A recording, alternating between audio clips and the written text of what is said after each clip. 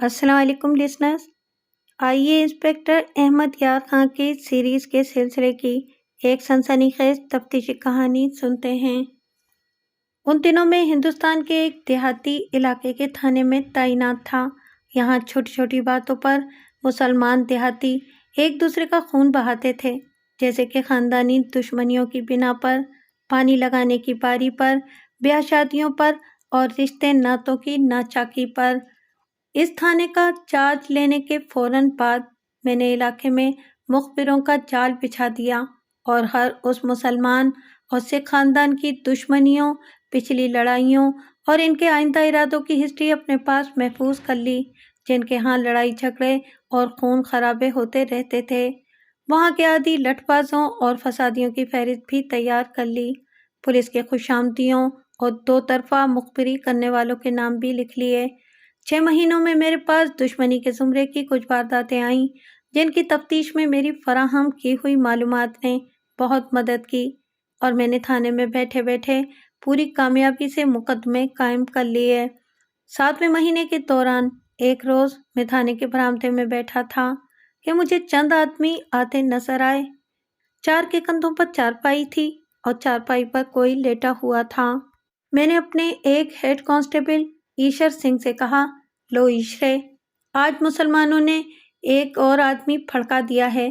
मैं उन लोगों को देखकर इन्हें पहचानने की कोशिश कर रहा था। वो मामूली सी किस्म के देहाती थे। वो थाने के अहाते में आ गए। मैंने वहीं से पूछा, जिंदा है कि मर गया है? सबसे आगे आगे जो आदमी आ रहा था उसने जवाब दिया, मर गया है चौधरी साहब। और वो थाड़े मार मार कर रोने लगा। वो उसका बाप था। उन्होंने चारपाई बरामदे में रख दी। लाश के मुंह से कपड़ा हटाकर देखा। जवान आदमी था। चेहरे का रंग गहरा नीला हो गया था। नाक से खून निकलकर ऊपर वाले होंठ पर जम गया था। मेरे मुंह से बेख्तियार निकल गया, बड़ा ही तेज जहर दिया है। इसके बाप ने रुआंसी आवाज में कहा, हाँ चौधरी साहब, जहर दिया है। किसने? बाप ने सर हिलाया कि मालूम नहीं, और वो फिर थाड़े मारने लगा। मकतूल उसका एक ही बेटा था।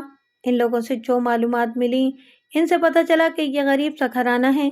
किसी के साथ दुश्मनी नहीं, न किसी पर शक है, न शक की कोई वजह है। वो सुबह रोजमर्रा की तरह खेतों पर गया और तकरीबन 12 बजे इस हालत में वापस आया कि उसने एक हाथ पेट पर रखा हुआ था और दूसरा सीने पर। आंखें बाहर आई हुई थीं।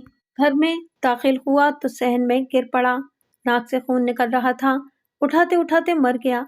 लोग आ गए। सबने कहा कि थाने ले जाओ, इसे किसी ने जहर दिया है। मकतूल का नाम कदीर था। इसकी शादी पिछले साल हुई थी। अभी 8 महीने हुए थे। मेरे सवालों का जवाब देते हुए कदीर के बाप ने बताया कि मियाँ बीवी में कोई नाचाकी मालूम नहीं होती थी। ससुराल के साथ भी ताल्लुकात ठीक थे। बीवी के चाल चलन पर भी कोई शुबा नहीं था।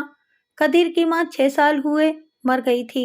इसकी एक बहन थी, उम्र 20 साल के करीब और गैर शादीशुदा थी। जरूरी नहीं कि मियाँ बीवी आपस में लड़ें तो ही नाचाकी का पता चलता है। मैंने कदीर के बाप को अलग बिठाकर कहा, बाज़ औक़ात मियाँ बीवी एक दूसरे के दुश्मन होते हैं, लेकिन किसी को पता तक नहीं चलता। अच्छी तरह गौर करो और मुझे बताओ कि शादी के बाद कदीर या इसकी बीवी में तुमने कोई तब्दीली देखी थी? बूढ़े ने बहुत सोचा। मैंने इसे सोचने में मदद दी। लुक़्मे दिए तो उसने कहा, शादी के 1 माह बाद कदीर चुप चुप रहने लगा था। इससे पहले वो हंसी मजाक भी किया करता था, लेकिन 1 ही महीना गुजरा तो कदीर में पहली वाली हंसी नहीं रही थी। और इसकी बीवी की तबीयत कैसी है? जिस तरह देहात की लड़कियां होती हैं, बाप ने जवाब दिया, इसमें कोई शौकी नहीं। घर का कामकाज दिलचस्पी से करती है, खेतों में भी जाती है, कदीर की बहन के साथ अच्छा सलूक करती है, कभी लड़ाई झगड़ा नहीं हुआ। मैं उसकी हर एक बात पर एतबार नहीं कर सकता था, क्योंकि ये अपनी शादीशुदा बेटों की अज़दवाजी ज़िंदगी के मुतालिक हमेशा यही कहते हैं कि इसकी बीवी से बहुत चाहती है। ये कोई बाप बर्दाश्त नहीं करता कि इसके बेटे के मुतालिक ये मशहूर हो जाए कि इसकी बीवी नापसंद करती है। कदीर के केस में मुझे यही शक था। मैंने तफ्तीश की। जो ज़मीन अपने जहन में बनाई वो ये थी कि इसे बीवी ने जहर दिया है, या बीवी के ईमा पर उसके आशना ने, या कदीर ने खुद जहर खाया है।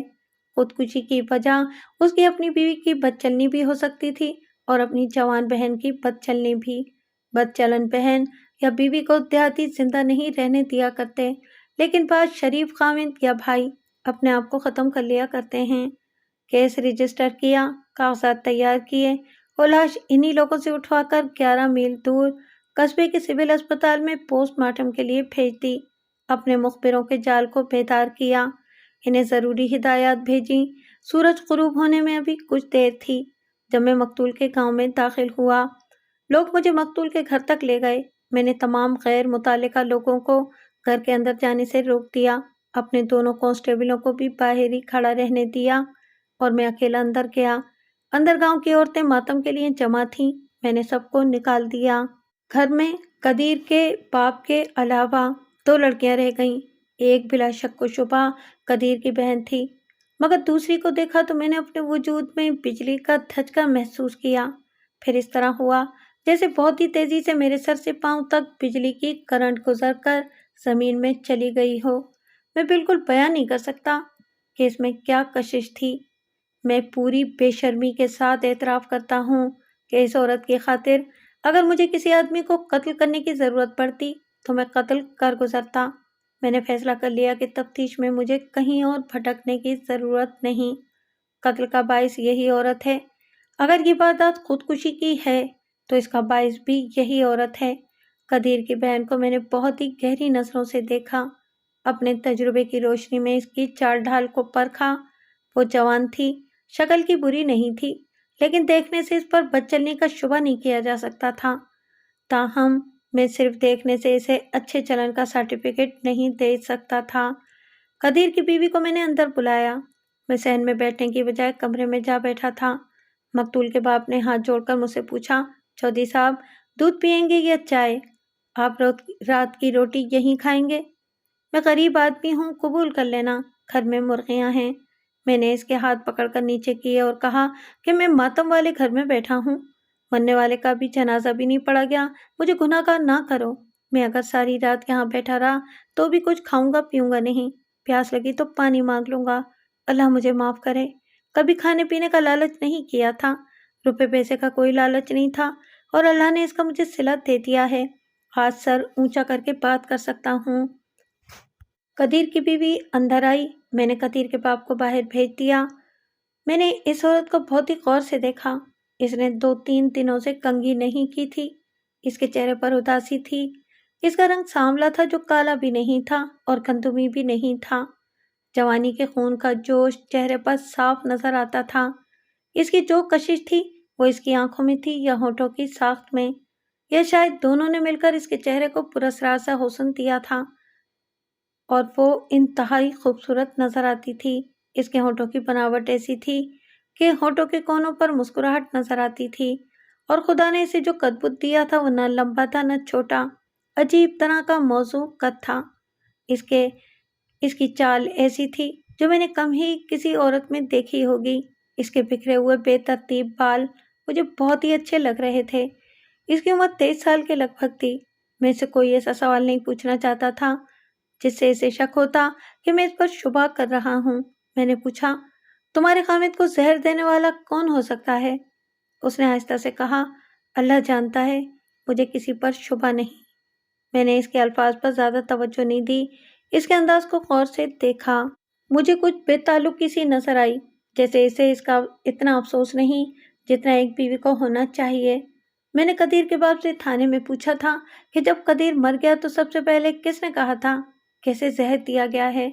उसने जवाब दिया था, सबसे पहले कदीर की बीवी ने कहा था। फिर मैंने इसे कहा था कि कदीर की बीवी के अल्फाज क्या थे। बाप ने बताया था कि कदीर को हमने उठाकर चारपाई पर फेंका तो इसकी बीवी ने अपने सीने पर दोनों हाथ मारकर कहा था, हाय, इसे तो कोई जहर दे गया है। मैंने ये अल्फाज खास तौर पर जहन में रखे हुए थे। यहाँ मैं आपको ये भी बता दूं कि मैंने पोस्टमार्टम रिपोर्ट मिलने से पहले ही तफ्तीश शुरू कर दी थी, क्योंकि मकतूल का चेहरा बता रहा था कि इसे कोई तेज जहर दिया गया है। मैंने पहले भी ऐसी लाशें देखी थीं। मैंने कदीर की बीवी से पूछा, तुमने कभी जहर से मरा हुआ आदमी देखा है? कभी नहीं। फिर तुमने कदीर को देखते ही क्यों कहा था कि इसे कोई जहर दे गया है? वो फौरन कोई जवाब न दे सकी, घबरा गई। मैंने ज़रा हौसला दिया तो उसने कहा, इसे कोई बीमारी तो थी नहीं, खेतों में गया तो बिल्कुल ठीक था, مجھے صرف زہر کا شک تھا، میں نے کہہ دیا۔ میں نے اسے اس نقطے پر گھیرنے کی کوشش نہ کی۔ میرے دل میں شک بیٹھ گیا کہ اس لڑکی کو علم تھا کہ آج اس کے خاوند کو زہر دیا جائے گا، ورنہ وہ یہ کہتی کہ اسے کسی نے مارا پیٹا ہے یا سانپ نے ڈس لیا ہے یا اسے اچانک اندر سے کوئی تکلیف اٹھی ہے، یا وہ کچھ بھی نہ کہتی، یوں وثوق سے رائے نہ دیتی۔ میں نے اسے اپنے جال سے نکل جانے دیا اور کہا، تمہارا خیال ٹھیک تھا۔ میں نے بھی اسے دیکھتے ہی کہہ دیا تھا کہ اسے زہر دیا گیا ہے۔ اس کے چہرے پر جو کھچاؤ آ گیا تھا وہ دور ہو گیا۔ میں نے اسے تسلی آمیز لہجے میں کہا، دیکھو تم گھبراؤ نہیں، یہ نہ سمجھو کہ میں تم پر شک کر رہا ہوں۔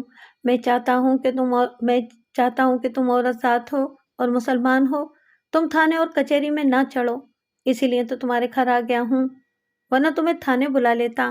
میں یہ باتیں اس لیے پوچھ رہا ہوں کہ مجھے اس آدمی کا پتہ چل جائے جس نے تمہیں اس عمر میں بیوہ کر دیا ہے۔ اس نے دھیمی آواز میں کہا، جس طرح اس کی لکھی تھی پوری ہو گئی۔ قدیر صبح کیا کھا کر گیا تھا؟ صبح صرف دودھ پیا کرتا تھا، اس نے جواب دیا۔ آج بھی دودھ پی کر گیا تھا۔ دودھ اسے کس نے دیا تھا؟ اس کی بہن نے ڈال دیا تھا۔ دوپہر کی روٹی کس وقت کھاتا تھا؟ کبھی کھیتوں میں کبھی گھر میں، اس نے جواب دیا۔ جس روز گھر کھانی ہوتی تھی کہہ جایا کرتا تھا کہ آج روٹی نہ لانا، گھر آ جاؤں گا۔ کھیتوں میں روٹی تم لے جاتی ہو یا اس کی بہن؟ ہمیشہ میں ہی لے جاتی ہوں۔ آج بھی تم گئی تھی؟ نہیں، اس نے جواب دیا۔ آج تو روٹی گئی ہی نہیں، کہہ گیا تھا کہ گھر آ کر کھاؤں گا، لیکن وہ اس حال میں واپس آیا۔ اس کا مطلب یہ ہے کہ وہ خالی پیٹ تھا؟ ہاں، خالی پیٹ ہی ہوگا، اس نے جواب دیا۔ اس نے روٹی نہیں کھائی تھی۔ قدیر کی بہن کیسی لڑکی ہے؟ اس نے چونک کر میری طرف دیکھا۔ میں سمجھ گیا کہ یہ سوال اس نے پسند نہیں کیا۔ میں نے اس کے چہرے میں تبدیلی بھی دیکھی۔ میں نے اسے کہا، میرا پوچھنے سے مطلب یہ ہے کہ بعض بھائی خراب بہنوں کی وجہ سے مارے جاتے ہیں یا اپنے آپ کو مار لیتے ہیں۔ یہ لڑکی خراب نہیں ہے، اس نے کہا۔ اگر میں کوئی ایسی بات دیکھتی تو اسے میں اپنے ہاتھوں سے ختم کر دیتی۔ میں نے اسے باہر بھیج کر قدیر کی بہن کو بلایا۔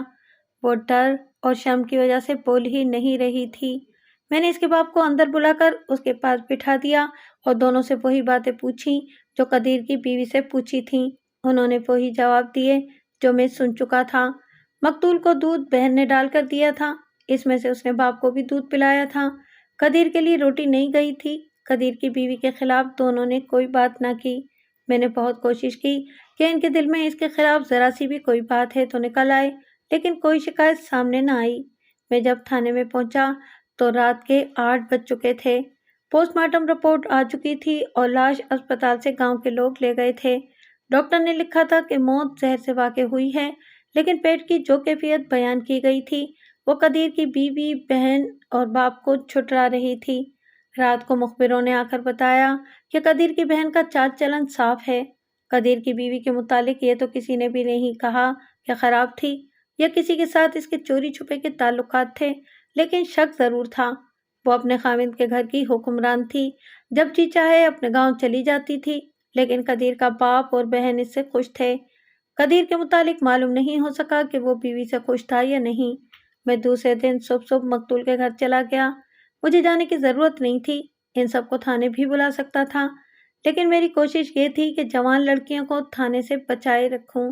میں پوسٹ مارٹم رپورٹ کے مطابق وہاں گیا تھا۔ میں نے قدیر کے باپ کو اندر بلایا اور اس سے پوچھا، کل قدیر نے دن کی روٹی کہاں سے کھائی تھی؟ اس نے جواب دیا، اس کی روٹی نہیں گئی تھی۔ میں نے قدیر کی بہن کو بلایا اور اس کے باپ کے سامنے یہی سوال پوچھا۔ اس نے بھی یہی جواب دیا۔ میں نے قدیر کی بہن سے کہا، اچھی طرح یاد کر کے بتاؤ کہ کل قدیر کے گھر آنے تک اس کی بیوی باہر گئی تھی؟ اس نے سوچ کر جواب دیا، ہاں گئی تھی، یہ نہیں پتا کہ کہاں گئی تھی۔ کتنی دیر بعد واپس آئی تھی؟ ذرا دیر بعد ہی آئی تھی، قدیر کی بہن نے جواب دیا۔ جب وہ گئی تھی تو اس کے ہاتھ میں کوئی چیز تھی؟ میں نے یہ نہیں دیکھا۔ اس وقت روٹی پک چکی تھی؟ جی پک چکی تھی۔ کس نے پکائی تھی؟ میں نے۔ قدیر کی بیوی نے روٹی تمہارے ساتھ کھائی تھی یا اکیلے؟ اس نے واپس آ کر اکیلے ہی کھائی تھی۔ کبھی ایسا ہوا ہے کہ قدیر نے کھیتوں میں کسی اور کے ساتھ روٹی کھا لی ہو؟ ایسا ہو سکتا ہے، اس کے باپ نے جواب دیا، لیکن میں کہہ نہیں سکتا کہ کل اس نے کسی کے ساتھ روٹی کھائی تھی یا نہیں۔ میں نے قدیر کی بیوی کو بلایا، وہ اندر آئی تو میں نے باپ اور بہن کو باہر بھیج دیا۔ میں نے اس سے پوچھا، کل تم روٹی کھانے سے پہلے کہاں گئی تھی؟ اس نے ایک گھر بتایا۔ میں نے پوچھا، تم بہت دیر وہیں بیٹھی رہیں؟ جی۔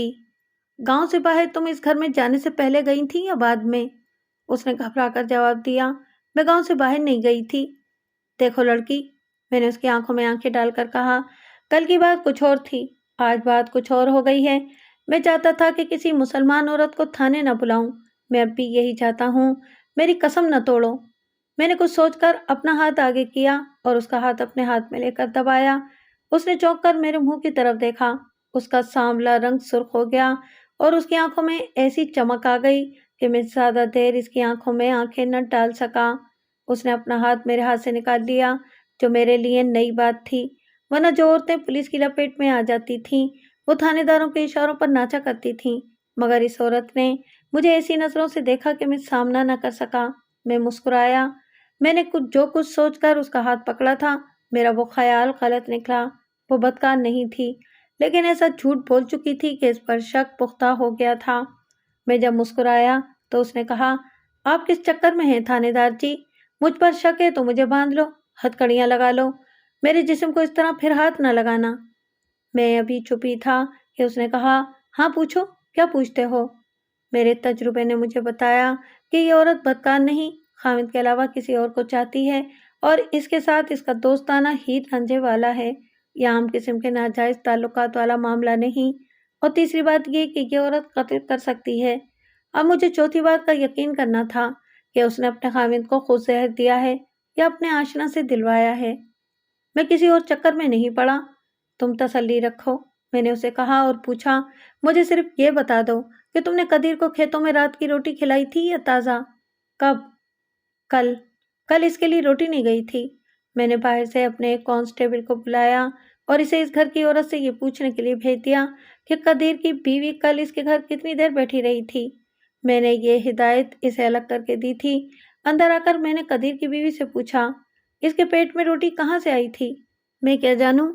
ڈاکٹر نے پوسٹ مارٹم رپورٹ میں لکھا تھا کہ معدے میں غیر ہضم شدہ گندم کی روٹی تھی جس میں زہر کی آمیزش پائی گئی۔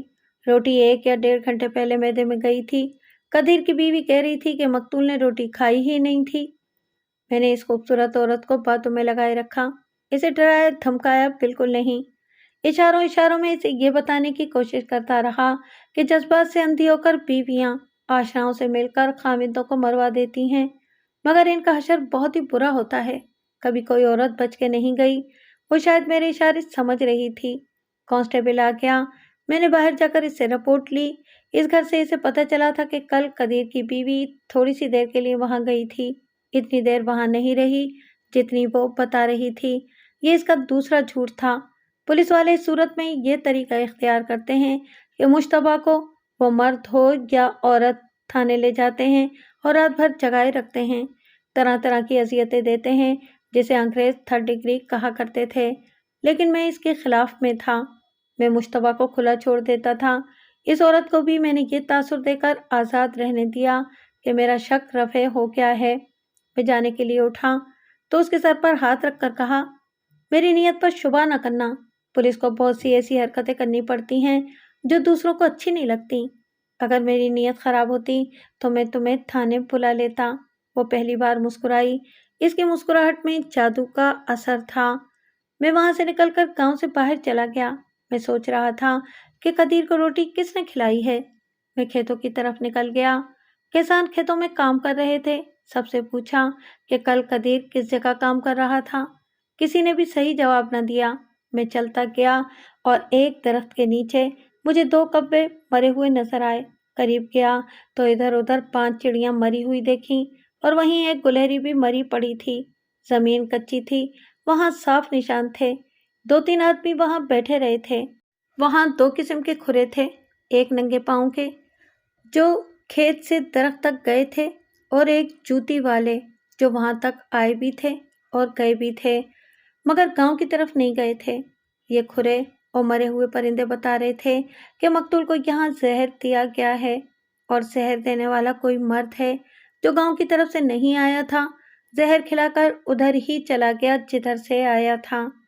میں نے گاؤں سے 2 گھوڑے منگوائے۔ دونوں گھوڑے ایک کانسٹیبل کو دے کر ایک بوڑھے کھوجی کی طرف بھیج دیا۔ معاملہ صاف تھا۔ कदीर को इस दरख्त के नीचे रोटी खिलाई गई थी। बचे हुए टुकड़े वहीं फेंक दिए गए, जो कौवों, चिड़ियों और गिलहरी ने खाए, और सब मर गए। यह आदमी कदीर की बीवी का दोस्त हो सकता था। खोजी वहां से कोई 3 मील दूर रहता था। 1.5-2 घंटे बाद कांस्टेबल इसे घोड़े पर बिठाकर ले आया। मेरे कहने पर वो जमीन पर झुक गया। नंगे पांव का खुरा देखकर उसने बताया कि यह आदमी इस खेत से काम करते करते दरख्त तक आया था। खोजी ने दरख्त से 10-12 कदम दूर रुककर कहा। यहाँ उसने एक आदमी के साथ रुककर बातें की या हाथ मिलाया। दोनों आमने सामने खड़े रहे, फिर इकट्ठे चले और यहाँ दरख्त के नीचे बैठ गए। फिर नंगे पांव वाला वापस खेत में चला गया और जूती वाला उस तरफ चला गया। बूढ़ा खोजी जूती वाले खुरे पर चल पड़ा। कुछ दूर जाकर उसने कहा। यहाँ रुककर उसने पीछे देखा और आगे चल पड़ा। फिर कुछ दूर आगे जाकर उसने कहा, यहाँ भी वो रुका हुआ है और पीछे को घूमा हुआ है। हमें खोजी 1.5 मील दूर ले गया और आगे रेलवे लाइन आ गई। खोजी ने बताया कि वो रेलवे लाइन पर चढ़ गया है। आगे कुछ पता न चला कि वो किधर गया, क्योंकि वो रेलवे लाइन के दरमियान चलता गया होगा। मैं समझ गया कि वो रास्ते में खोजी के कहने के मुताबिक रुककर पीछे जो घूमता रहा है, वो देखता होगा कि कदीर जहर खाकर अभी खड़ा है या गिर पड़ा है। कदीर के पेट में जो रोटी थी वो इसी आदमी ने उसे खिलाई थी और इसका कदीर की बीवी को इल्म था। खोजी को मैंने ये कहकर फारिग कर दिया कि ये खुरा अपनी आंखों में रखे। मैंने कांस्टेबल से कहा कि इसे घोड़े पर गांव छोड़ आए। मैं थाने चला गया। थकन से बुरा हाल था। मैं नहा रहा था तो दिमाग में एक बात आई।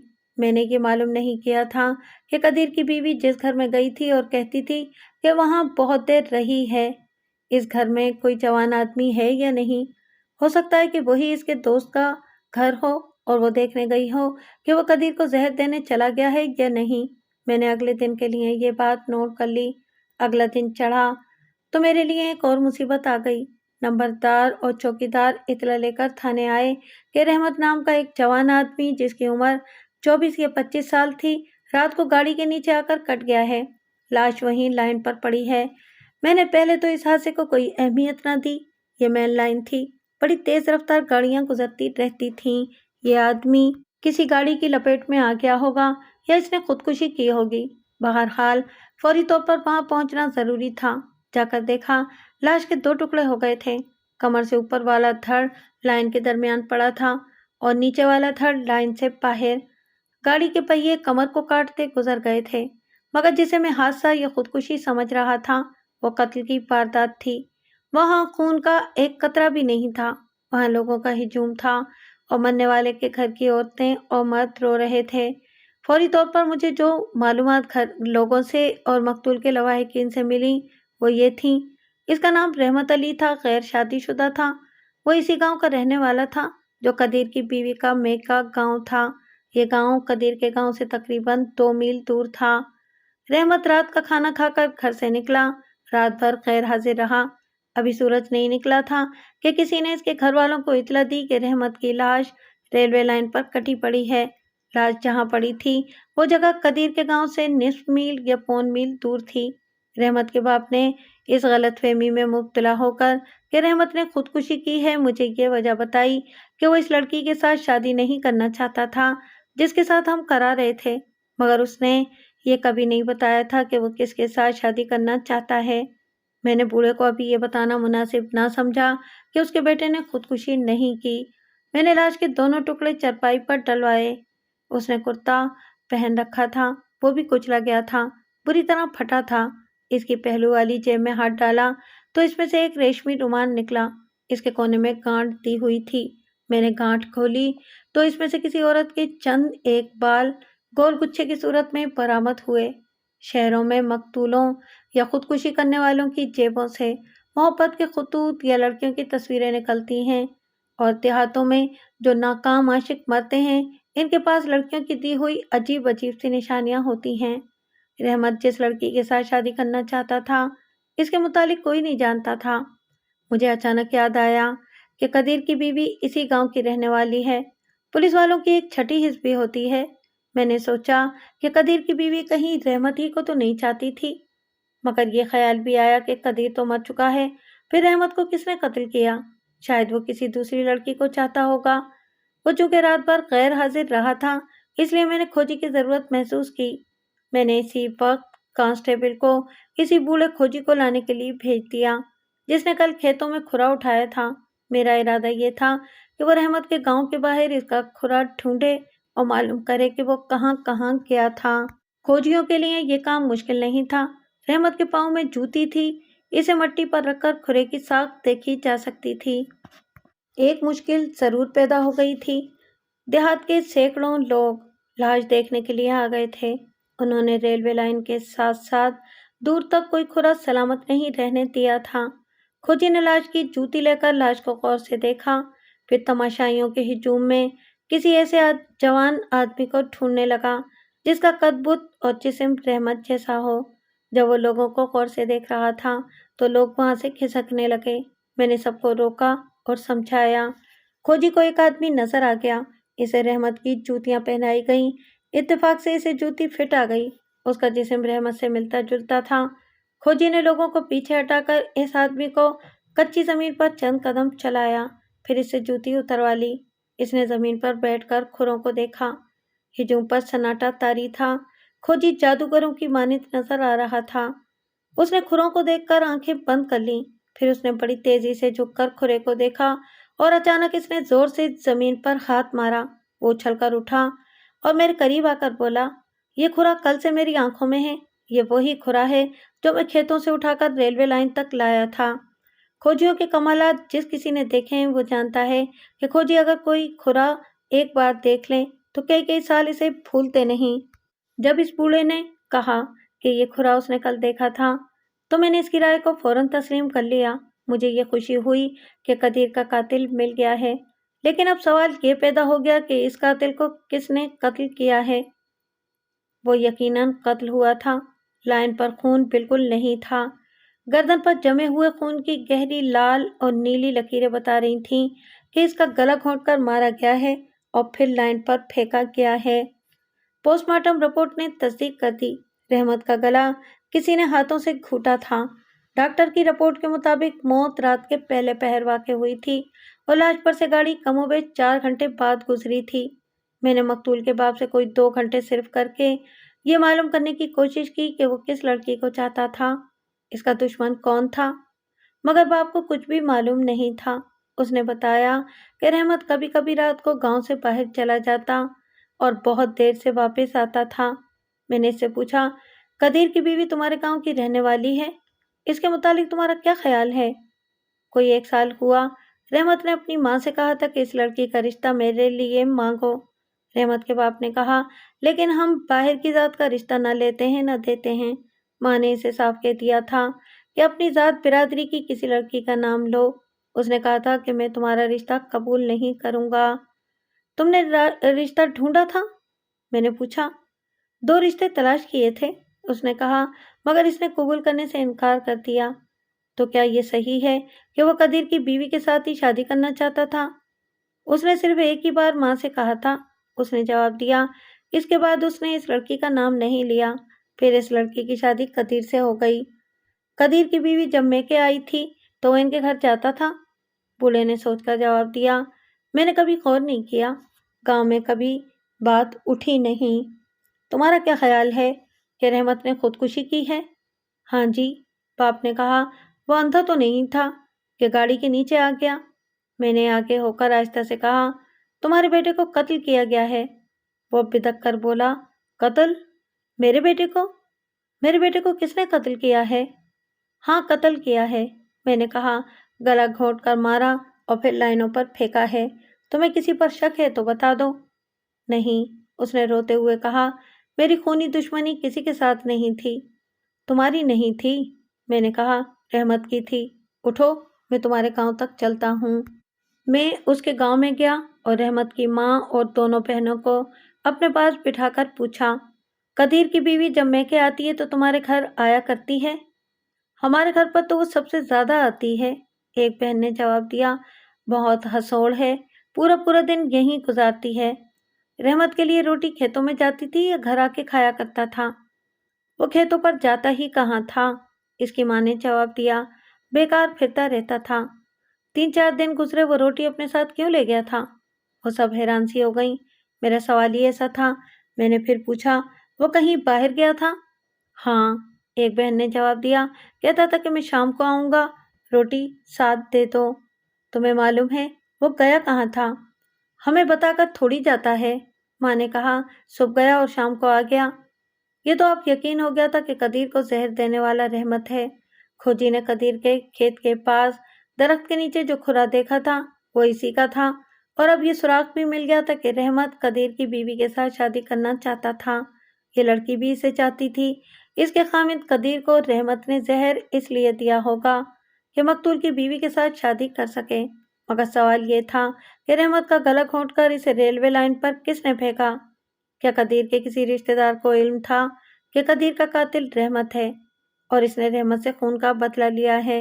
اور کیا قدیر کی بیوی کے تعلقات کسی اور آدمی کے ساتھ بھی تھے جس نے رحمت کو رقابت میں قتل کیا ہے؟ اور رحمت کی جیب سے جو رومال اور بالوں کا گچھا برآمد ہوا ہے، کیا وہ قدیر کی بیوی کا دیا ہوا ہے؟ اب مجھے اندھیروں میں ٹٹولنا تھا۔ میرے مخبر بھی کوئی کام کی خبر نہیں لا رہے تھے۔ قدیر کی بیوی کے متعلق وہ جو خبریں لائے تھے وہ میرے لیے قابل قبول نہیں تھی۔ اس کے متعلق زیادہ تر لوگوں کی رائے یہ تھی، بنگال کی جادوگرنی ہے، جس مرد پر نظر ڈالے اس کی روح اس کے قبضے میں چلی جاتی ہے۔ کوئی مرد اس کے قبضے میں چلا جائے تو اس کے اشاروں پر ناچتا ہے۔ یہ محض گپ بازی تھی۔ وہ ان آدمیوں کی تھی جو اسے چاہتے تھے اور اس کے متعلق تعلقات قائم کرنا چاہتے تھے۔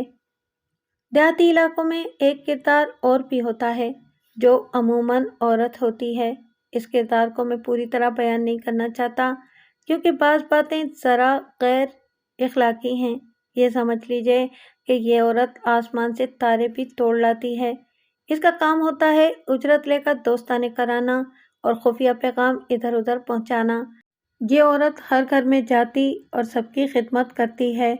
رحمت کے گاؤں میں بھی ایسی ہی ایک عورت تھی۔ مخبروں نے اس کے متعلق بتایا تو میں نے اسے تھانے میں بلا لیا۔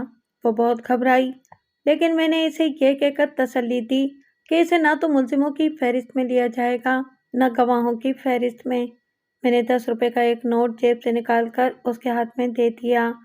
اس زمانے کے 10 روپے آج کے 100 روپے کے برابر تھے۔ میں نے اس سے پوچھا کہ قدیر کی بیوی اور رحمت کے متعلق کچھ بتاؤ۔ اس نے جواب دیا، عائشہ کی بات کرتے ہو؟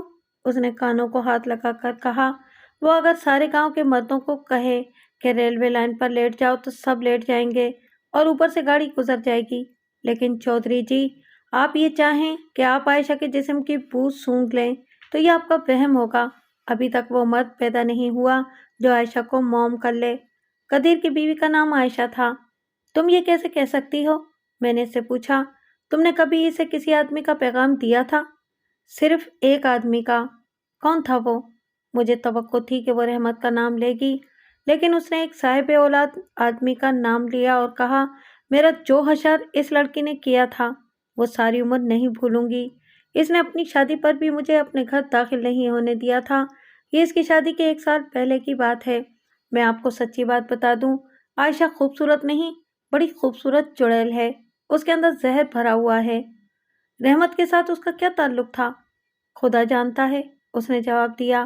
گاؤں کے کسی اور مرد یا عورت کا بھید پوچھ لو، پیٹ کے بھید بھی بتا دوں گی، لیکن عائشہ کے متعلق کچھ نہ پوچھو۔ وہ بہت گہری لڑکی تھی۔ رحمت اس کے ساتھ شادی ضرور کرنا چاہتا تھا، لیکن میں عائشہ کے متعلق کچھ نہیں بتا سکتی۔ اس نے جس صاحب اولاد کا نام لیا تھا کہ وہ عائشہ کے ساتھ دوستی کرنا چاہتا تھا، اس کے متعلق پتہ چلا کہ 6 مہینے گزرے مر گیا ہے۔ میرے سامنے اب پھر اندھیرا تھا۔ میرے ہاتھ میں صرف ایک رومال، ایک عورت کے چند ایک بال اور رحمت کے پاؤں کا نشان تھا، مگر یہ کھرا مجھے تفتیش میں مدد دے سکتا تھا، عدالت میں نہیں۔ میں نے قدیر اور اس کی بیوی کے قریبی رشتہ دار مردوں کی فہرست تیار کی۔ مجھے شک تھا کہ ان میں سے کسی نے اسی شک یا یقین پر رحمت کو قتل کیا ہے کہ اس نے قدیر کو زہر دیا ہے۔ میں تفتیش کی نئی لائن بنا رہا تھا کہ صبح کے وقت ایک شاجی، نمبردار اور 2 اور آدمی تھانے میں آئے۔ انہوں نے رپورٹ درج کرائی کہ شاہ کا بیٹا جس کی عمر 22-23 سال تھی کھیتوں میں مرا پڑا ہے۔ وہ سب بہت ڈرے ہوئے تھے۔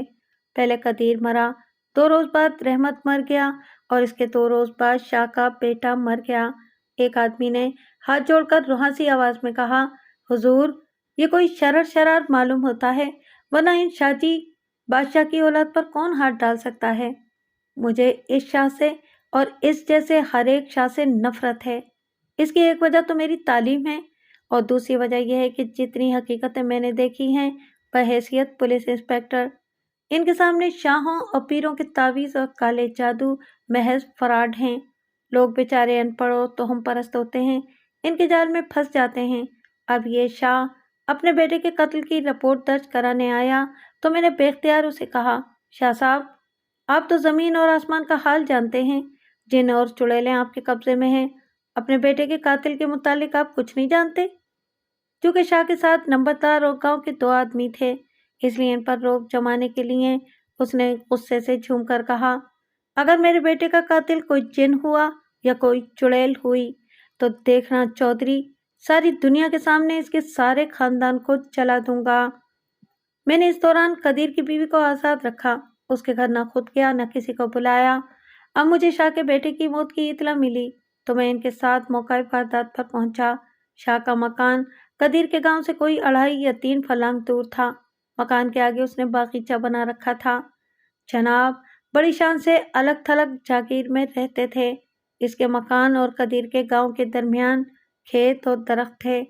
इसके बेटे की लाश इन खेतों में पड़ी थी। रात के पिछले पहर आंधी चली और थोड़ी सी बारिश भी हुई थी, जिससे ये नुकसान हुआ कि खुरे ज़ाया हो गए थे। लाश एक मुंडेर पर पड़ी थी, मुंह खुला हुआ, जबान बाहर आई हुई, आंखों के ढेले बाहर आए हुए, मुट्ठियां भिजी हुई और वो पीठ के बल पड़ा था। मैंने गर्दन को गौर से देखा, उसका गला हाथों से खोटा गया था। मैंने सबको वहां से दूर चले जाने को कहा। मेरा अपना एक तरीकाकार था। मौका वारदात से बाज़ औक़ात कोई ऐसी चीज़ मिल जाती है जो दूसरों को नज़र भी नहीं आती, और अगर नज़र आ जाए तो शहरी इसकी तरफ तवज्जो ही नहीं देते। पुलिस के लिए ऐसी चीज़ें बहुत अहम होती हैं। ऐसी चीज़ें तमाशाइयों की नज़रों से ओझली रखी जाएं तो ज़्यादा फ़ायदेमंद होती हैं। हो सकता है कि तमाशाइयों में कातिल भी मौजूद हो, इसीलिए मैंने सबको दूर चले जाने को कहा और खुद लाश के इर्द गिर्द की ज़मीन देखने लगा। कोई खुरा साफ तो नहीं था, लेकिन ज़मीन साफ बता रही थी कि यहाँ कातिल और मकतूल में खासी धींगा मुश्ती हुई है और मकतूल कातिल के हाथों में तड़प तड़प कर मरा है। सूरज निकल आया था। ज़मीन पर कोई चीज़ धूप में चमकी। मैंने बैठकर देखा। ये छोटा सा एक मोती था जो औरतों के कानों में डालने वाले कांटों में लगा होता है। ये जेवर में जड़ा होता है। मैंने ये मोती, या इसे आप नग कह लें, उठाकर जेब में डाल लिया। काम की एक चीज़ और मिल गई। मकतूल की मुट्ठियां बंद थीं। दोनों मुट्ठियों में किसी औरत के लंबे लंबे बाल थे। एक मुट्ठी में 3 बाल थे और दूसरी में 5 बाल। कुछ बाल बहुत लंबे थे और कुछ टूटे हुए। ये मुट्ठियों में थे और उंगलियों के दरमियान से बाहर को निकले हुए थे।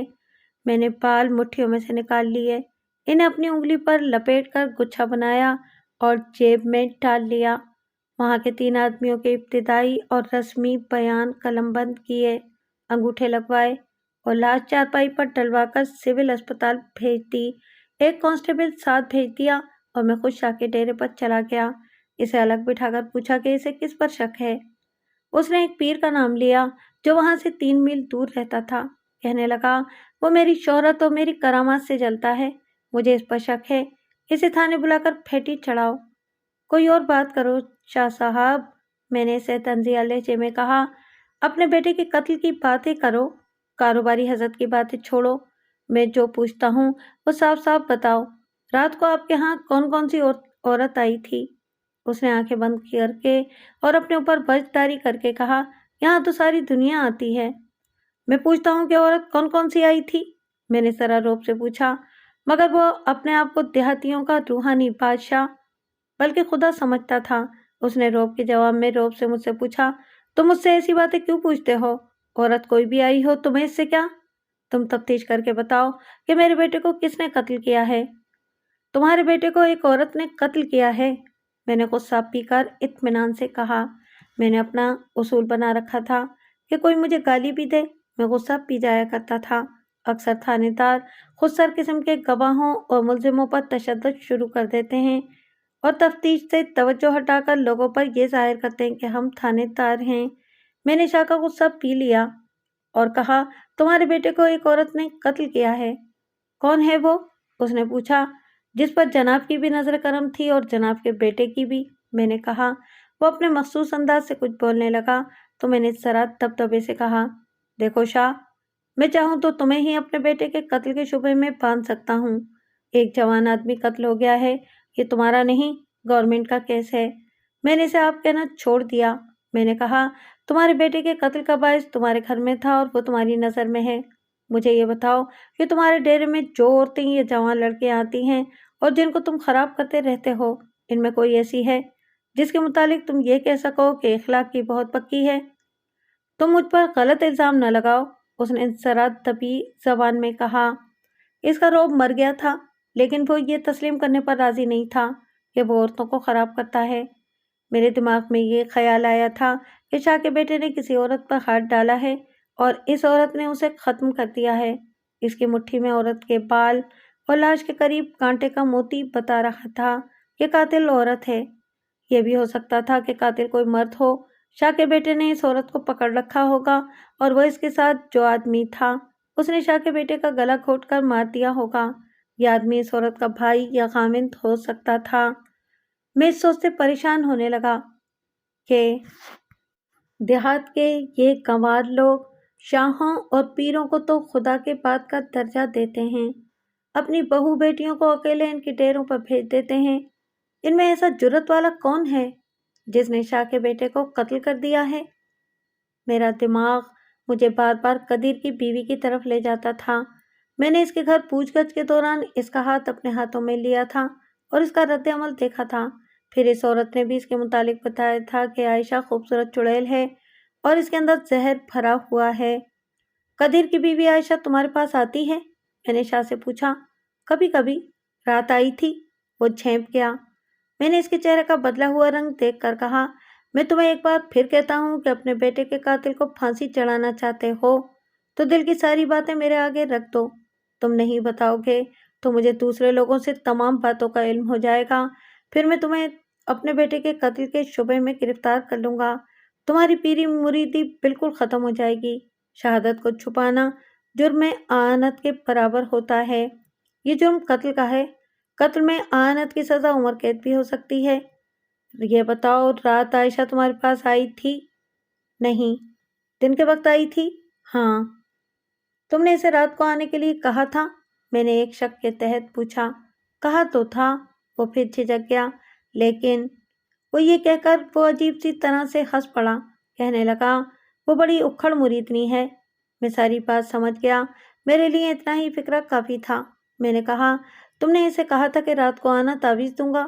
کہا تو یہی تھا۔ اس نے کہا، وہ تعویذ کیوں لینے آئی تھی؟ اس کا خاوند مارا گیا ہے۔ مجھے صرف اتنا ہی کہتی تھی کہ شاہ جی دعا کرو، خدا میری مشکلیں آسان کرے، میں بہت بڑے چکر میں آ گئی ہوں۔ میں نے یہاں پہنچ کر اس سے کچھ بڑی ہی ننگی باتیں پوچھیں۔ شاہ نے مجھے یقین دلا دیا کہ عائشہ اس کے ہتھے نہیں چڑھی تھی۔ میں یہی سننا چاہتا تھا۔ میں وہیں سے قدیر کے گھر چلا گیا۔ یوں معلوم ہوتا تھا جیسے خدا نے مجھے اندھیرے میں روشنی دکھا دی ہے۔ قدیر کے گھر جا کر میں نے قدیر کی بیوی کو اندر اپنے پاس بٹھا لیا۔ اس کے چہرے پر صاف تبدیلی تھی، گھبراہٹ اور ڈر کا اثر صاف تھا، لیکن وہ مجھے پہلے سے بھی زیادہ حسین نظر آ رہی تھی، اور اب مجھے پتہ چلا کہ اس کے حسن کی اصلیت کیا ہے۔ یہ اس کے اندر کا حسن تھا۔ میں نے اسے بہت تسلی دی اور کہا کہ جو کچھ پوچھوں وہ صاف صاف بتا دو۔ میں وعدہ کرتا ہوں کہ تمہارے سر سے دوپٹہ نہیں اترنے دوں گا، اب کوئی بات چھپا بھی نہیں سکو گی۔ پوچھو چودھری جی، اس کی آواز کانپ رہی تھی، رات کو تم شاہ کے گھر کیوں گئی تھیں؟ اس نے چونک کر میری طرف دیکھا۔ اس کے کانوں میں سونے کے کانٹے تھے۔ میں نے دونوں کانٹے غور سے دیکھے۔ ایک میں 3 باریک سفید موتی مثلث میں جڑے ہوئے تھے، دوسرے میں 2 موتی تھے، تیسرے کی جگہ خالی تھی۔ یہ موتی میری جیب میں تھا، اور وہ رومال بھی میری جیب میں تھا جو رحمت کی لاش کی جیب سے برآمد ہوا تھا۔ اس کے کونے میں بال بندھے ہوئے تھے، اور جو بال شاہ کے بیٹے کی مٹھیوں میں سے نکالے تھے وہ بھی جیب میں تھے۔ عائشہ، میں نے اس کے جواب کا انتظار کیے بغیر کہا، تم راستے سے واپس آ گئی تھیں؟ اس کی آنکھیں باہر کو آنے لگیں۔ میں تمہیں پھر کہتا ہوں کہ گھبراؤ نہیں۔ میں نے اسے پھر تسلی دی، میں مسلمان ہوں، ہندو یا سکھ نہیں۔ مگر وہ بگڑ گئی، پختہ آواز میں بولی، میں رات کہیں نہیں گئی تھی۔ تم رات گئی تھی، میں نے کہا، اور مجھے یہ بھی معلوم ہے کہ تم واپس کہاں سے آئی تھیں۔ کہاں سے؟ جہاں تم اپنے کانٹے کا یہ نگ پھینک کر آئی تھیں۔ میں نے جیب سے سفید موتی نکال کر اپنی ہتھیلی پر رکھا اور اسے دکھایا۔ بایاں کان والا کانٹا اتار کر دیکھو۔ اس نے تیزی سے اپنا کانٹا اتارا۔ دیکھ کر اس نے مجھے عجیب سی نظروں سے دیکھا۔ میں نے جیب سے وہ رومال نکالا جو رحمت کی لاش سے برآمد ہوا تھا۔ اس کی گانٹھ کھولی، رومال اور بالوں کا گچھا اس کے آگے کر دیا۔ اس نے نہایت آہستہ آہستہ ہاتھ آگے کیا اور رومال پر رکھ دیا۔ دھیمی سی آواز سے پوچھا، یہ آپ کو کہاں سے ملا؟ اور اس کی آنکھوں سے آنسو جاری ہو گئے۔ رحمت کی جیب میں تھا۔ وہ دانتوں سے اپنے ہونٹ کاٹنے لگی۔ میں جان گیا کہ وہ چیخیں مار کر رونا چاہتی ہے۔ وہ عورت تھی۔ عورت مرد سے زیادہ دلیر ہو سکتی ہے لیکن جذبات کی کچی ہوتی ہے۔ میں نے جیب سے دوسرے بال نکالے اور کہا، یہ بال بھی تمہارے ہیں؟ شاہ کے بیٹے کی لاش کی مٹھیوں میں تھے۔ یہ بال بھی تمہارے ہیں جو رحمت نے رومال میں باندھ رکھے تھے۔ تمہارے خامد کو رحمت نے زہر دیا تھا۔ مجھے ابھی بالکل یقین نہیں تھا کہ یہ بال اسی کے ہیں۔ اس کے ہونٹ کانپنے لگے۔ وہ ہونٹوں کو دانتوں میں دبا کر ساکن کرنے کی کوشش کر رہی تھی۔ کبھی ادھر دیکھتی، کبھی دوسری طرف سر گھما لیتی۔ وہ سخت بے چین ہو گئی تھی۔ اچانک اٹھ کھڑی ہوئی اور اس نے دروازے کی طرف دیکھا جیسے وہ بھاگ جانا چاہتی ہو۔ میں نے اس کا بازو پکڑ لیا اور کھینچ کر بٹھایا، مگر وہ پھر اٹھ کھڑی ہوئی۔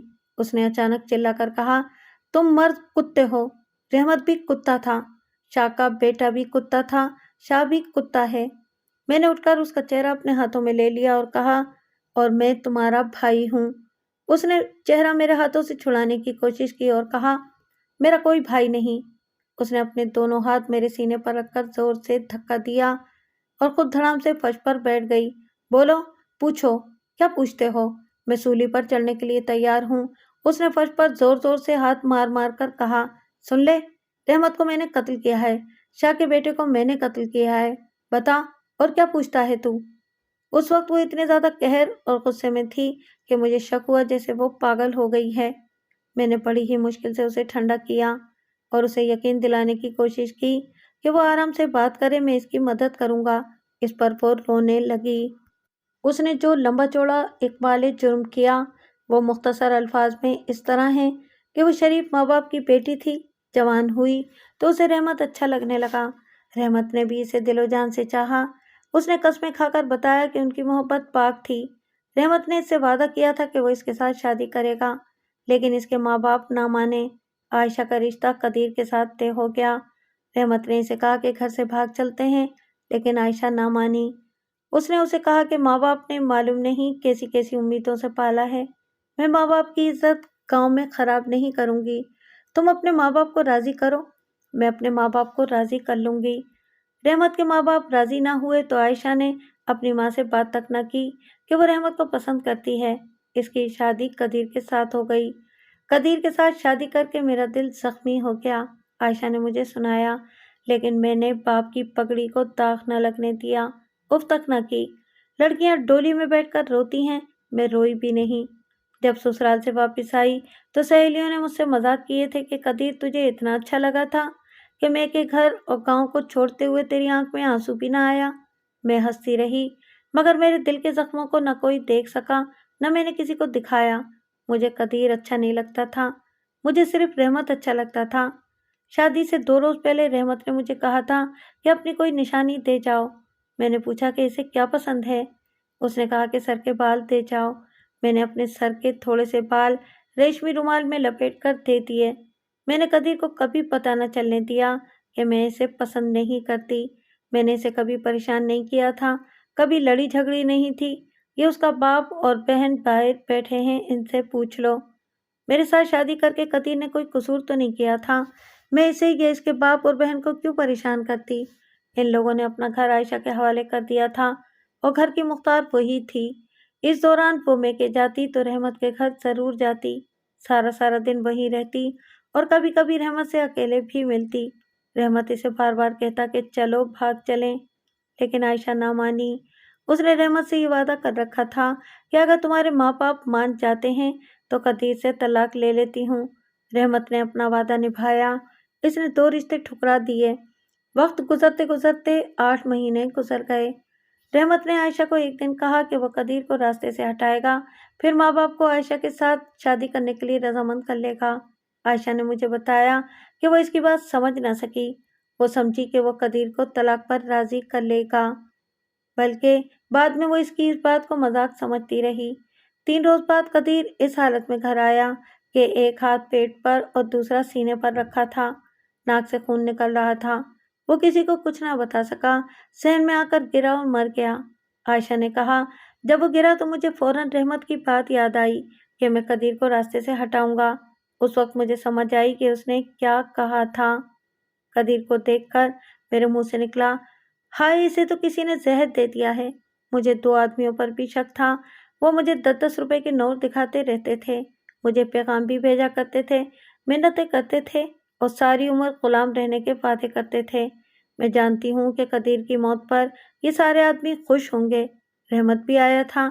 मैंने इसे मर्दों में बैठे हुए देखा था। कदीर मुझे अच्छा नहीं लगता था, लेकिन वो मेरा खामिन था, मेरे सर की चादर था, मेरी इज्जत इसी से थी। मैं गुस्से से पागल होने लगी।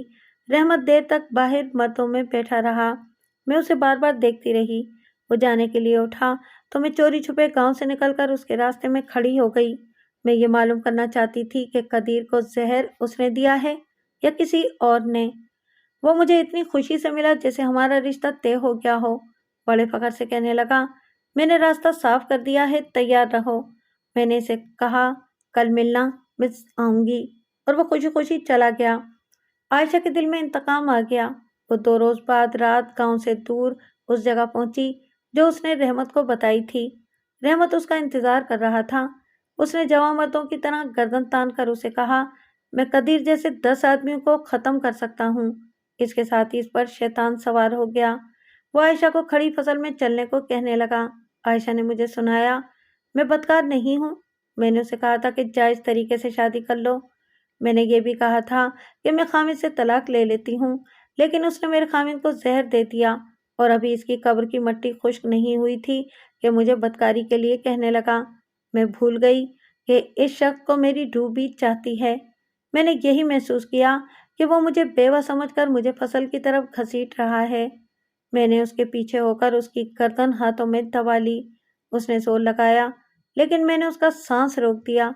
वो बेबस होकर तड़पने लगा और गिर पड़ा। मैं भी उसके साथ ही गई, गर्दन न छोड़ी। मेरे मुंह से यही लफ्ज बार बार निकलते थे, तुम मर्द होते तो बुजदिल चोरों की तरह मेरे खामिद को जहर न देते। मैं अपने खामिद का पूरा बदला लूंगी। फिर उसकी हरकत खत्म हो गई। वो बोल रही थी और मैं उसके मुंह की तरफ देख रहा था। उसकी रूह का हुस्न उसके चेहरे पर आ गया था और अब किसी डर या खतरे के बगैर बोल रही थी। उसने कहा, मैं बता नहीं सकती कि मेरे अंदर इतनी ताकत कहाँ से आ गई थी और मेरी अकल पर किस शरर शरार का कब्जा हो गया था। उसकी जान निकल गई तो मुझे कोई अफसोस नहीं हुआ और न मुझे डर लगा कि पकड़ी जाऊंगी। मैं और ज्यादा दिलेर हो गई। मैंने लाश को कंधे पर डाल लिया। आप नहीं मानेंगे कि मैंने इतने भारी मर्द को कंधे पर उठा लिया होगा। मैंने उसे उठा लिया। रेल की लाइन बहुत दूर नहीं थी। मैंने लाश एक लाइन पर लिटा दी, आधा धड़ इधर आधा उधर, और वहां से कदीर की कब्र पर चली गई। कब्र पर हाथ फेरती रही और बयान करती रही। गांव के 2 आदमियों ने मेरी आवाज सुनी तो आकर मुझे खल्ले गए। आयशा को चंद और आदमी भी फांसने की कोशिश करते रहते थे। वो सबको नफरत से धुतकार चुकी थी। उसका खामिद मारा गया और जिसे वो चाहती थी इसे उसने अपने हाथों मार दिया, तो इसकी दिमागी हालत उसके काबू से बाहर होने लगी। इससे पहले वो 2 मरतबा शाह के घर सलाम के लिए गई थी। अब वो बहुत परेशान हुई तो फिर शाह के पास गई और उसे कहा कि वो इसके लिए दुआ करे कि खुदा उसकी मुश्किलें आसान कर दे। इसी रोज वो शाह के घर से वापिस आई तो शाह का बेटा उसके पीछे पड़ गया। उसका ख्याल था कि आयशा भी देहात की दूसरी औरतों की तरह उसका एहतराम करेगी और वो जो चाहेगा वो कर गुजरेगा। आयशा ने इसे भी खरी खरी सुना दी। वो दूसरे दिन फिर शाह के पास गई तो शाह ने इसे रात को बुलाया और कहा कि वो जो तावीज देगा वो रात को लिखा जाता है। आयशा झांसे में आ गई।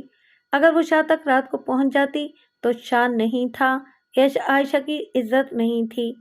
हुआ यूं कि आयशा का बेटा भी सुन रहा था कि आयशा को बाप ने रात को बुलाया है।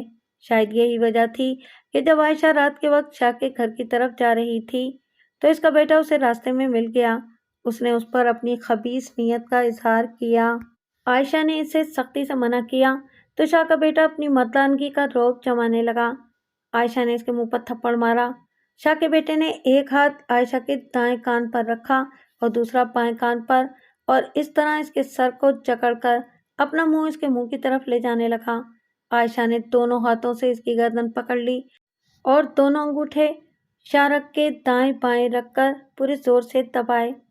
شاہ نے عائشہ کے بال مٹھیوں میں پکڑ کر کھینچے اور اس کے ہاتھوں میں اس کا ایک کانٹا بھی آ گیا ہوگا جس کا ایک موتی نکل کر گر پڑا۔ عائشہ نے اس کی گردن کو اور زیادہ دبایا۔ شاہ کا بیٹا بہت تڑپا، لیکن عائشہ اپنی عزت کی خاطر چڑیل بن چکی تھی۔ اس نے اسے جان سے مار کر ہی دم لیا۔ وہ گرا تو عائشہ کے کئی بال اس کی مٹھیوں میں چلے گئے۔ عائشہ شاہ کے گھر نہ گئی، وہیں سے واپس آ گئی۔ میں اس کے گھر اس لیے نہ گئی کہ مجھے اس کی بھی نیت پر شک ہو گیا تھا۔ عائشہ نے کہا، معلوم نہیں مجھے یہ عقل کس نے دی کہ شاہ جو تعویذ رات کو دے گا وہ دن کے وقت بھی تو دے سکتا ہے۔ مجھے اس کی آنکھیں یاد آ گئیں۔ میں اس کے پاس جاتی تھی تو مجھے بابلے کتے کی طرح دیکھتا تھا۔ عائشہ نے کہا، اس سے پہلے بھی کئی مرد میرے پیچھے پڑے رہتے تھے، لیکن میں نے کبھی پرواہ نہیں کی تھی، مگر میرا خامند مارا گیا تو میں چڑیل بن گئی۔ میں اپنے خامند سے شرمسار ہوں کہ اس کی زندگی میں ایک غیر مرد کو دل میں بٹھائے رکھا، لیکن میرا خدا خود ہی گواہی دے گا کہ میرے اس جسم کا مالک صرف اور صرف میرا خامند تھا۔ میں نے یہ اسے بھی نہیں دیا جسے میں دل سے چاہتی تھی۔ اس وقت عائشہ کا حسن دیکھنے والا تھا۔ مجھے اس سوال کا جواب مل گیا کہ اس لڑکی میں وہ کیا کشش ہے جس نے میری تھانے داری کو بھی ہلا کر رکھ دیا تھا۔ مجھ میں اتنی جرأت نہیں تھی کہ احترام سے اس کے سر کو چوم لوں جسے پاک رکھنے کے لیے اس نے 2 مردوں کی گردنیں مڑوڑ دی تھیں۔ میں جب تھانے میں گیا تو میں نے اس کے ان بالوں کو چوما جو شاہ کے بیٹے کی مٹھی میں سے نکالے تھے، اور انہیں بھی جو رحمت کی لاش کی جیب سے برآمد ہوئے تھے۔ مگر عائشہ نے مجھے بڑے ہی سخت امتحان میں ڈال دیا۔ قانون کی نگاہ میں وہ دوہرے قتل کی مجرم تھی، لیکن میری نگاہ میں اس کا رتبہ کچھ اور تھا۔ میں قانون کا غلام تھا۔ 3 آدمی قتل ہو گئے تھے۔ مجھے اس تقاضا مضبوط بنانا تھا، مگر میرے اندر اس لڑکی کا ایک مسلمان بھائی بیٹھا ہوا تھا۔ وہ نہیں چاہتا تھا کہ لڑکی کو سزا ہو۔ مجھے لڑکی کو حراست میں ضرور لینا تھا اور مجسٹریٹ کے پاس لے جا کر اقبالی بیان بھی ریکارڈ کرانا تھا۔ میں عائشہ کو حراست میں لے کر تھانے لے گیا، اسے حوالات میں بند کر دیا اور کانسٹیبلوں سے کہا کہ اسے معمولی سی ملزم نہ سمجھیں، اسے عزت سے رکھیں۔ اس کے لیے کھانا اپنے گھر سے پکوا کر بھیجا۔ سوچ سوچ کر میرا سر چکرانے لگا۔ شام کو ایک گاڑی ہمارے اسٹیشن پر رکتی تھی۔ مجھے ایک سکھ مجسٹریٹ کا خیال آیا۔ میں نے ایک بار اس کا ایک کام کیا تھا۔ میں نے وردی اتاری، اپنے کپڑے پہنے اور شام کی گاڑی سے شہر چلا گیا۔ آدھے گھنٹے کا سفر تھا۔ شہر پہنچا تو اس سکھ مجسٹریٹ کے گھر چلا گیا۔ ہندو بڑی ہی کمینی اور دھوکے باز قوم ہے، سکھوں پر بھروسہ کیا جا سکتا تھا۔ مجسٹریٹ گھر پر مل گیا، بڑے اتفاق سے ملا۔ میں نے اسے عائشہ کی ساری کہانی اور اس کا بیان سنا دیا اور اسے کہا کہ میں اسے آپ کے پاس اقبالی جرم کے لیے لا رہا ہوں، مگر میں چاہتا ہوں کہ وہ سزا سے بچ جائے۔ سکھ سمجھ گیا کہ میری نیت خراب نہیں اور میں لڑکی کی غیرت مندی کی وجہ سے اسے بچانا چاہتا ہوں۔ اس کا طریقہ یہی تھا کہ کچھ گڑبڑ اقبالی بیان میں یہ مجسٹریٹ کر دے اور اس تقاضا میں 1-2 کمزوریاں میں خود چھوڑ دوں۔ میں نے مجسٹریٹ سے کہا، میں چاہتا ہوں کہ آپ اقبالی بیان اتنا کمزور لکھیں کہ مجھ پر کسی کو شک نہ ہو اور عدالت یہ ریمارک نہ دے دے کہ پولیس نے اس تقاضا بہت کمزور بنایا ہے۔ مجسٹریٹ میری بات سمجھ گیا اور اس نے وعدہ کیا کہ وہ میرا کام کر دے گا اور لڑکی کو بری ہونے کا موقع دے گا۔ رات کو پیسنجر ٹرین سے میں واپس آیا۔ میں نے عائشہ سے کچھ بھی نہ کہا۔ مجھے وہ رات آج بھی یاد ہے۔ میں ساری رات نہ سویا، سوچتا رہا، کروٹیں بدلتا رہا اور صبح ہو گئی۔